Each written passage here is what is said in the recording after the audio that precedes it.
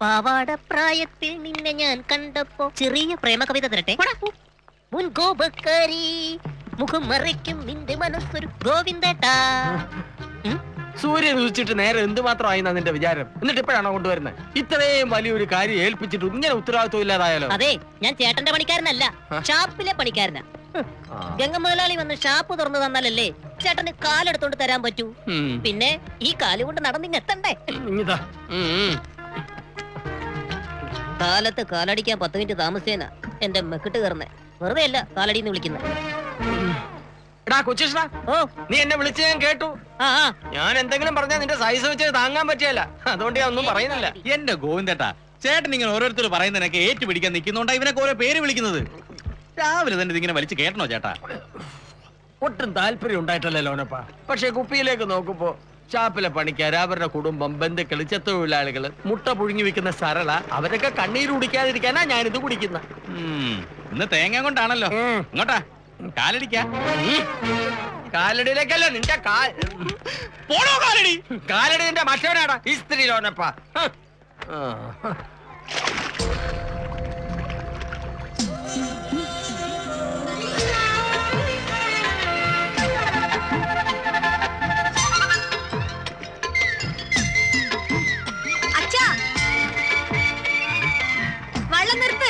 എന്തുവാ കാര്യം?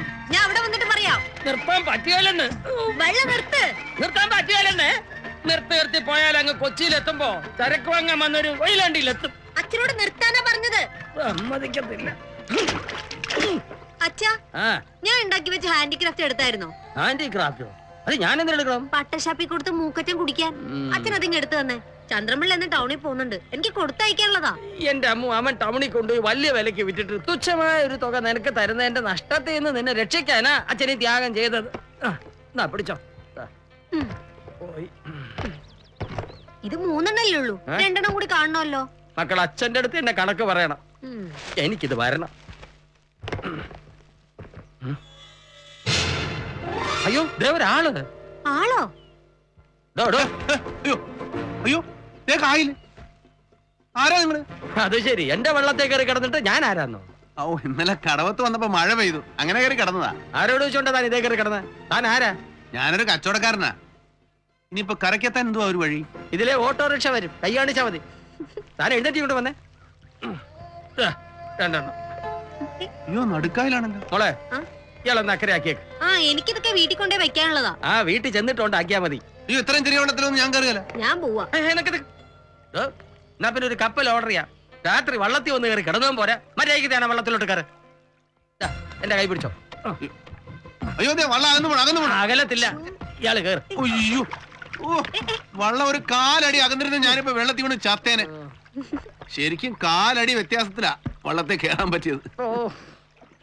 ഇതാ ഇന്നത്തെ കാലത്ത് ഒരുത്തൊരു ഉപകാരം ചെയ്തു കൊടുക്കാൻ പറ്റാത്തോ അയാടാ കാലടി. അനങ്ങാതിരിക്കേ, അല്ലെങ്കിൽ വെള്ളം മറിയും. അയ്യോ, എനിക്കങ്ങ് ഒരു പേടിയില്ല. വെള്ളം എങ്ങനെ പറഞ്ഞാൽ കുട്ടീനെ രക്ഷപ്പെടുത്താൻ എനിക്ക് നീന്തൽ അറിയാൻ മേല. അയ്യടാ, ആ ബാഗിനകത്ത് എന്താ? വിൽക്കാൻ കൊണ്ടുവന്ന കൺമശിയും ചാന്ത കുപ്പികളൊക്കെ. അയ്യോ, ഞാൻ അത്തരം കച്ചവടക്കാരനല്ല. ഇവിടെ നിന്ന് സാധനങ്ങൾ വാങ്ങി വിൽക്കാൻ വന്ന കച്ചവടക്കാരനാ. എന്നാ പിന്നെ ഇത് വാങ്ങി കച്ചവടം നടത്തിക്കൂടെ? നല്ല ഡിമാൻഡുള്ള സാധനാ. ഐറ്റം കൊള്ളാം, പക്ഷെ ഇത് വിറ്റിട്ട് എന്തോ കിട്ടാനാ? എനിക്ക് വലിയ ലാഭം കിട്ടുന്ന മൊത്ത കച്ചവടം നടത്താനാ താല്പര്യം. അമ്മോ, ആരാ അമ്മോ ഇത്? അച്ഛന്റെ വള്ളത്തിൽ നിന്ന് കിട്ടിയതാ. കര തേടി ഇറങ്ങിയ ഒരു കച്ചവടക്കാരൻ.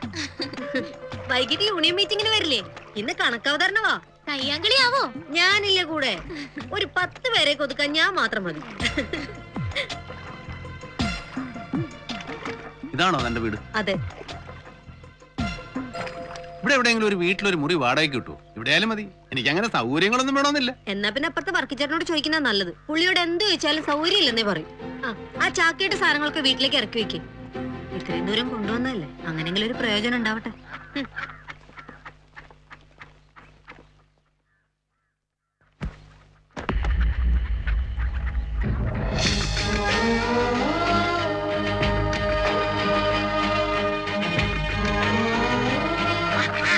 ബഹളം വെക്കാതെ, ഞാൻ തരുന്നുണ്ടല്ലോ. ഇത് അജയന്റെ വീടല്ലേ? ചേട്ടൻ എങ്ങനെ അറിയാം? പരിചയം. ചേട്ടൻ എല്ലാ പരിചയക്കാരും എനിക്കറിയാലോ. പരിചയം എന്ന് വെച്ച് കഴിഞ്ഞാല് വളരെ പ്രമാദമായ ഒരു കേസല്ലേ. അപ്പൊ പത്രത്തിൽ കണ്ടുകൊണ്ട് അതിന്റെ പ്രതികളെ ഇതുവരെ കണ്ടുപിടിച്ചില്ലല്ലേ? ആലിക്കോയ എപ്പോഴും ഞെളിഞ്ഞടപ്പുണ്ടല്ലോ. പോലീസുകാർക്ക് പിടിക്കാൻ ചുണയില്ലാഞ്ഞിട്ടല്ലേ?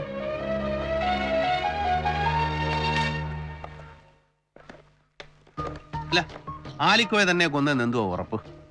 അജയന്റെ കയ്യിലുള്ള കാശ് തട്ടിയെടുക്കാൻ വേണ്ടി ആരെങ്കിലും, അല്ലെങ്കിൽ അജയന്റെ വേറെ ഏതെങ്കിലും ശത്രുക്കൾ? നിങ്ങൾ എന്തിനതൊക്കെ അന്വേഷിക്കണത്? ഒരു സംരംഭം തുടങ്ങുമ്പോ ആ നാടിനെയും നാട്ടുകാരെയും നാട്ടിൽ നടന്ന സംഭവങ്ങളെ കുറിച്ച് വിശദമായിട്ട് അറിഞ്ഞിരിക്കണ്ടേ? ഞാൻ അങ്ങനെ എല്ലാം കറക്റ്റായിട്ട് പഠിച്ചിട്ടേ കച്ചവടം തുടങ്ങത്തുള്ളൂ. പഠിപ്പൊക്കെ അക്കരെ ചെന്നിട്ടാവാം. തിരിച്ചു വന്നിട്ട് താറാവുകളെ വെള്ളത്തിൽ ഇറക്കാനുള്ളതാ. അല്ലെങ്കിൽ ഒരു കാര്യം ചെയ്യാം, ഞാൻ തന്നെ അക്കരയാക്കാം. അവിടുന്ന് തെക്കോട്ട് പോകുമ്പോ ഒരു വായനശാലയുണ്ട്. അവിടെ ചന്ദ്രമിള്ള എന്ന് പറഞ്ഞൊരാളുണ്ടാവും. ഇത് അയാളുടെ കയ്യിൽ കൊടുക്കണം.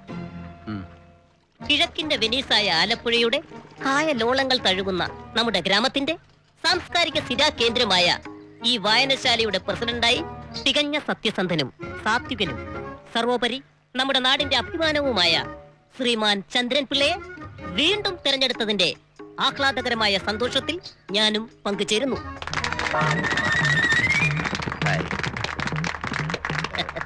നമസ്കാരം. ഇതിനെക്കുറിച്ച് രണ്ടു വാക്ക് പറ. ഇതിനെ കുറിച്ചാ പ്രിയപ്പെട്ടവരെ, ഇത് വളരെ നല്ലൊരു ഇതാണ്.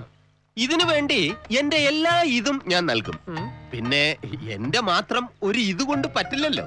നിങ്ങളുടെ ഓരോരുത്തരുടെയും ഒരു ഇതുണ്ടെങ്കിൽ ഇത് കുറച്ച് കൂടുന്നുണ്ട്. പിന്നെ ഇതിനെ കുറിച്ച് പറയാൻ വായനശാലയെ പറ്റി പറ. അത് പറ. തത്തമ്മ എന്ന തൂലിക നാമത്തിൽ അറിയപ്പെടുന്ന കരയിലെ ബാലകവി കൂടിയായ ശ്രീ കൊച്ചുകൃഷ്ണൻ എന്നെ കുറിച്ച് പറഞ്ഞത് കേട്ടപ്പോൾ കുറച്ച് ദിവസങ്ങൾക്ക് മുമ്പ് എന്റെ കച്ചവട സംബന്ധമായ തിരക്കുകൾക്കിടയിൽ ഒരു പോലീസ് സൂപ്രണ്ടിനെ പരിചയപ്പെട്ടതാണ് എനിക്കിപ്പോൾ ഓർമ്മ വരുന്നത്. അദ്ദേഹം എന്നോട് ചോദിച്ചു, എന്താണ് ഈ ചന്ദ്രൻപിള്ളയുടെ വിജയരഹസ്യമെന്ന്. ഞാൻ പറഞ്ഞു, ഞാൻ ഒരിക്കലും മറ്റുള്ളവരുടെ സൗഭാഗ്യങ്ങൾ തട്ടിയെടുക്കാൻ ശ്രമിച്ചിട്ടില്ല. അത് കേട്ടുടനെ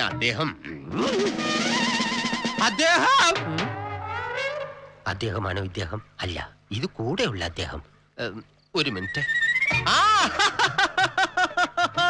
സാരെന്താ ഇവിടെ? വരുന്ന വിവരത്തിന് കത്തിട്ടിരുന്നെങ്കിൽ ഞാൻ അപ്പോഴേ മുങ്ങിയനല്ലോ. അല്ല, കടവത്ത് വന്ന് കാത്തു നിന്നേനെ. അതെ, ഇത് നമ്മുടെ അടുത്ത കക്ഷിയാ. ഞങ്ങൾ തമ്മിൽ കാരിരുമ്പ് കൊണ്ടുള്ള ബന്ധമാ. അല്ല, എത്ര നാളായി കണ്ടിട്ട്. ഞാൻ എന്ത് വേണോ ചെയ്യാ, എന്നെ ഇവിടെ വെച്ച് ഇടിച്ച് നാറ്റിക്കരുത്. വരൂ സാർ, അങ്ങോട്ട് മാറിയേക്കാം. അപ്പൊ കമന്റ് നടക്കട്ടെ, നമ്മളങ്ങോട്ട് മാറി നിക്കാം. നീ എന്താ പറഞ്ഞത്? നമ്മൾ തമ്മിൽ കാരിരുമ്പ് കൊണ്ടുള്ള ബന്ധമാണ്. കാരിരുമ്പ് കൊണ്ടുള്ള വിലങ്ങ് വെച്ചല്ലേ സാർ എന്നെ ബന്ധിക്കുന്നത്. അതാ ഞാൻ അങ്ങനെ പറഞ്ഞത്. ചന്ദ്രൻപിള്ള, എന്തോടോ വക്കച്ച? പടിഞ്ഞാറേ പറമ്പില് കള്ളന്മാരുടെ ശല്യം കൂടി വരിക. ഒറ്റ തേങ്ങ കിട്ടുന്നില്ല. ചന്ദ്രൻപിള്ള വിചാരിച്ചാൽ ഇതിനൊരു പരിഹാരം ഉണ്ടാവും. ശരി, ഞാൻ ഇന്ന് തന്നെ DSP വിളിച്ച് പറയാം. വക്കച്ചൻ ചെല്ലേ. ഓ, ആയിക്കോട്ടെ. ഭാര്യയ്ക്കും മകൻ ഫെഡറിക്കിനും സുഖമല്ലേ വക്കച്ച? നീ എന്തിനാ കിടന്ന് മോങ്ങുന്നത്? കണ്ടില്ലേ എന്റെ പൊന്നു സാറേ, ഞാനൊരു കള്ളനെന്നെങ്ങാനും ഈ കരക്കാരറിഞ്ഞ അവരെന്നെ തൊണ്ട് തല്ലുന്നത് പോലെ തല്ലും. സാർ എന്നെ ഇവിടെ വെച്ച് അറസ്റ്റ് ചെയ്തോണ്ട് പോയാൽ പിന്നെ എനിക്ക് ഈ നാട്ടിലേ നിൽക്കാൻ പറ്റില്ല.